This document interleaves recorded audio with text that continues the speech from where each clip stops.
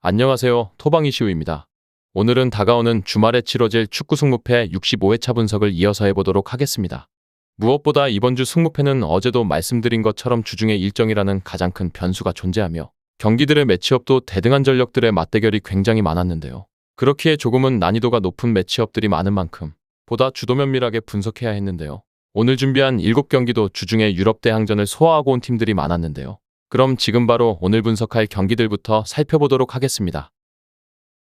오늘은 8번째 발매 경기인 레알 마드리드와 발렌시아의 맞대결부터 마지막 경기인 세비야와 베티스의 맞대결까지 다뤄볼 예정인데요. 이번 일정은 무엇보다 챔피언스 리그뿐만 아닌 유로파와 컨퍼런스 리그 일정을 소화하고 온 팀들이 굉장히 많은 만큼 앞서 다룬 7경기보다 더욱 면밀하게 분석해야 했습니다. 그렇다면 오늘의 8번째 경기부터 지금 바로 시작해보도록 하겠습니다. 오늘의 8번째 경기인 레알 마드리드와 발렌시아의 맞대결입니다. 먼저 홈팀 레알 마드리드입니다. 레알 마드리드는 지난 11일 브라가와의 챔피언스 리그에서 3대0의 깔끔한 승리를 기록했는데요. 무엇보다 가장 눈여겨볼 수 있었던 점은 늘 레알 마드리드의 무거운 역할을 도맡아온 벨링엄을 아낀 채로 기록한 승리라는 점입니다. 벨링엄의 빈자리를 디아스로 메운 채로 경기를 풀어나갔는데 디아스 역시 중앙에서 벨링엄과 유사한 역할을 잘 수행하며 득점까지 연결시켜 주었으며 비니시우스와 호드리구의 득점까지 터져주면서 좋은 분위기를 계속해서 이어갈 수 있게 된 레알입니다. 원정팀 발렌시아는 지난 라운드에서 그라나다를 상대로 1대0 승리를 기록했는데요. 비로소 공식전 5경기에서 무패를 이어가면서 흐름 자체는 레알에 못지않게 나쁘지 않은 발렌시아입니다. 다만 이번 일정에서는 벨링엄이 다시금 기용될 가능성이 높은 레알이며 기본적인 체급이 차이가 분명한 두 팀이라 볼 수 있는데요. 다만 발렌시아는 기본적으로 4-4-2 또는 4-2-3-1의 포메이션을 주로 채택하면서 두 줄 수비를 통한 상대의 공세를 막고 역습을 노리는 성향이 분명한데요. 다만 이러한 발렌시아의 전술의 특성을 고려했을 때 중앙의 컴팩트한 라인을 중심으로 한 레알의 전술에 대응하기는 역부족이라 느껴졌고 점유율과 주도권을 내준 채로 경기를 치르게 될 가능성이 높아 보이며 역습을 통해 한 골 정도는 넣게 되더라도 실질적인 승패에 영향을 줄 만큼의 찬스를 가져오기란 어렵다고 보여졌기에 8번째 경기는 레알 마드리드의 승리 쪽 접근을 채택해보도록 하겠습니다. 다음은 9번째 경기인 아스널과 벌리의 맞대결입니다. 아스널은 지난 11일 홈에서 세비야를 상대로 2대0의 승리를 기록했는데요. 이날 승리를 통해 아스날의 다시 한번 강팀다운 면모가 느낄 수 있었는데요.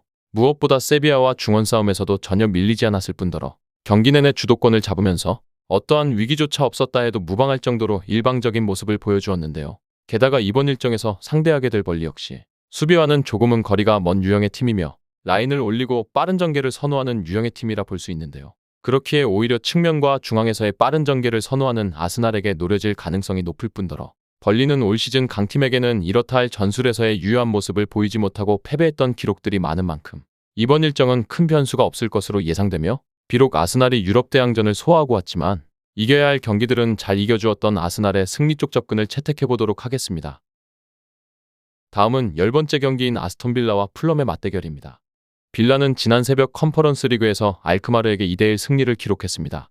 비로소 3승 1패를 기록하며 다음 라운드에 진출할 가능성을 더욱 높인 상황인데요. 이날 경기에서도 와킨스를 최전방의 원톱으로 배치한 4-5-1의 포메이션을 사용했는데요. 양측면의 베일리와 디아비를 이용해 빠른 전개를 통한 공격 작업이 최근에는 잘 먹혀들고 있는 상황입니다. 원정팀 풀럼은 지난 라운드 맨유와의 경기에서 1대0으로 패배했는데요. 나름대로 상대의 수비를 잘 막아내는 등 대등한 싸움을 펼쳤지만 종료 직전 페르난데스에게 결승골을 허용하며 패배했다고 볼 수 있는데요. 무엇보다도 이날 경기에서 상대와의 주도권 싸움에서는 크게 밀리지 않았으며 오히려 메뉴보다 더 높은 기대 득점 값을 기록했으며 슈팅 숫자에서도 메뉴보다 많은 숫자의 슈팅을 기록하기도 했는데요. 다만 이러한 좋은 지표에도 불구하고 무득점을 기록할 정도로 공격진에서의 결정력이 여전히 아쉬운 풀럼이라고도 해석할 수 있었습니다.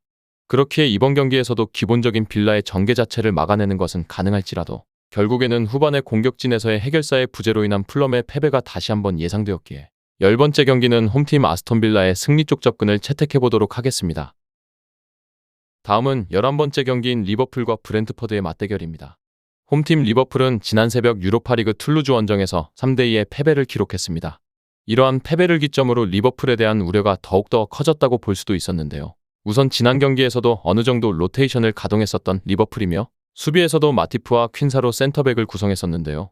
이러한 점을 고려하더라도 툴루즈에게 패배했다는 점은 아쉬움을 남길 수밖에 없었는데요. 익숙하지 않은 수비 구성으로 인한 패배였다고 볼 수도 있었으며 더욱이 이번 일정에서도 판다이크의 결장이 불가피한 상황의 리버풀인 만큼 다시 한번 수비에서 허점을 노출하며 상대에게 실점을 허용할 가능성 자체는 높다고 보여졌습니다.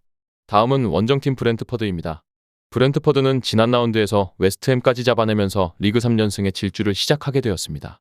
무엇보다도 이러한 상승세를 탈 수 있었던 가장 큰 원동력은 공격에서 찾아볼 수 있었는데요. 기존의 최전방의 위사를 기용하던 브렌트퍼드였는데요.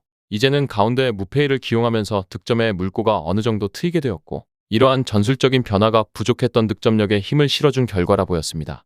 당장 이번 일정에서도 리버풀 원정이라는 점을 고려했을 때 결코 쉬운 경기를 예상하기는 힘들었는데요. 그럼에도 리버풀 역시 홈이라는 이점을 가지고는 있다지만 주중에 유로파리그 일정을 소화했다는 점과 수비에서의 부상으로 인한 실점에 대한 리스크를 안고 있다는 점을 고려했을 때 기본적으로 홈팀의 승리를 채택하되 무승부 또는 원정팀의 승리 쪽 복수 선택지를 채택해보시는 것을 권장드리겠습니다.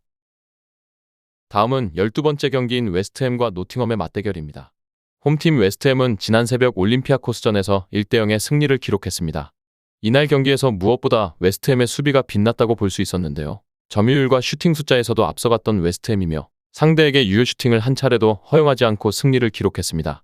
또한 이 선에서 워드-프라우스의 활약과 파케타의 득점이 나온 점도 긍정적인 부분이라 볼 수 있었는데요. 이번 일정에서도 선수비 후역습을 적극적으로 활용해 한 방을 노릴 전망입니다. 원정팀 노팅엄은 지난 라운드 홈에서 아스톤 빌라를 2대0으로 잡아냈습니다. 무엇보다 최근 좋은 기세를 이어가던 빌라를 상대로 한 승리라 더욱 의미 있었는데요. 다만 이날 기록했던 두 골 모두 중거리에서 넣었던 득점이기도 했고 최전방의 공격진에서의 부진은 여전했던 노팅엄이며 이날 경기에서도 골키퍼의 선방이 아니었다면 결과는 달라질 수도 있을 정도로 위험한 장면을 자주 노출했었다는 점은 이겼음에도 노팅엄의 아쉬운 부분으로 남았습니다. 두 팀의 전술적인 상성을 고려했을 때 웨스트햄은 기본적으로 내려앉은 다음 한 방을 노리는 역습에 특화된 팀이라 볼 수 있으며 노팅엄이 최근에는 라인을 꽤나 높이는 운영을 채택한다는 점을 고려했을 때 웨스트햄의 전술적인 부분과 뎁스에서의 근소한 우위를 예상해보면서 홈팀의 승리 쪽 접근을 채택해보도록 하겠습니다. 다음은 13번째 경기인 첼시와 맨시티의 맞대결입니다. 이번 주 프리미어리그 12라운드에서 가장 흥미로운 매치업 중 하나라고 볼 수 있는 첼시와 맨시티의 맞대결인데요. 첼시는 지난 라운드 토트넘 원정에서 4대1의 승리를 기록했습니다. 이날 경기에서 상대 수비에서 퇴장자가 둘씩이나 나왔던 만큼 조금은 손쉬운 승리를 기록했다고 볼 수도 있었는데요. 최근에는 중원에서 교통정리를 어느 정도 마무리 지으면서 좋은 경기력을 이어가며 상승세를 타기기 시작한 첼시인데요. 이날 경기에서 잭슨이 해트트릭을 기록하는 등 기본적으로 득점에 대한 물꼬가 트인 부분은 긍정적이라 볼 수 있었으며 불안했던 수비에서도 조금은 안정화를 기대해 볼 수 있는 상황입니다. 원정팀 맨시티는 지난 11일 챔피언스리그에서 영보이즈를 3대0으로 격파하면서 공식전 5연승을 달성했는데요. 비교적 체급 차이가 극명했던 매치업인 만큼 이른 시간 득점이 나왔고 상대의 퇴장까지 동반되었기에 후반 들어 교체를 통해 주축들의 체력을 안배할 수 있었던 맨시티입니다. 이번 경기는 비록 맨시티가 챔피언스리그 일정을 소화해서 체력적인 변수가 존재할 가능성이 있지만 기본적인 전술에서의 완성도와 공격에서의 꾸준함이라는 측면에서 맨체스터 시티가 우세하다 예상되었으며 맞대결에서도 압도적으로 강했던 맨시티인 만큼 승부 자체는 대등하게 흘러갈 가능성이 있지만 결국에는 맨체스터 시티의 승리를 예상해보면서 원정팀의 승리를 채택해보도록 하겠습니다. 다음은 오늘의 마지막 경기인 세비야와 베티스의 맞대결입니다. 세비야는 지난 챔피언스리그 아스날 원정에서 2대0의 패배를 기록했는데요. 비로소 아스날과의 두 번의 맞대결에서 모두 패배를 기록하게 되면서 선수단의 사기가 꺾였을 가능성이 높은데요. 무엇보다 현재 세비야의 가장 큰 아쉬운 부분이라면 단연 엔네시리를 활용한 한정적인 공격 옵션이 가장 큰 아쉬움이라 볼 수 있습니다. 결국 엔네시리가 해주지 못하면 득점과는 거리가 멀어지는 팀으로 낙인이 찍혔고 지난 경기에서도 90분 내내 상대의 공세를 막아내며 슈팅을 단 한 차례밖에 허용하지 못했을 정도로 빈공에 시달리고 있다고 볼 수 있는 세비야입니다. 원정팀 베티스는 지난 새벽 유로파리그에서 아리스를 4대1로 잡아내면서 공식전 5연승을 달성했습니다. 최근 홈에서의 기세가 굉장히 좋았던 베티스인 만큼 압도적인 승리를 기록했는데요. 무엇보다 이번 맞대결에서 세비야는 라모스의 출전이 불투명하다는 변수가 존재하는데요. 수비에서 중심을 잡아줄 라모스의 부재로 위험한 장면을 자주 연출할 가능성이 높은 세비야이며 원정팀 베티스는 최근의 공격에서 주제뿐만 아닌 다양한 옵션에서 득점이 나오는 등 기세에서의 극명한 차이를 보이는 매치업인 만큼 역배당을 부여받았지만 객관적인 전력에서도 최근의 기세에서도 훨씬 우세한 베티스의 승리 쪽 접근을 우선적으로 추천드리며 두 팀의 맞대결에서 꽤나 많은 무승부가 있었다는 점을 고려했을 때 무승부의 복수 선택지까지 고려해보시는 것을 권장드리면서 오늘의 승무패 65회차 전경기 분석을 마무리해보도록 하겠습니다. 추가적인 이슈와 변동사항은 분석방에서 공지할 예정이니 참고 부탁드립니다.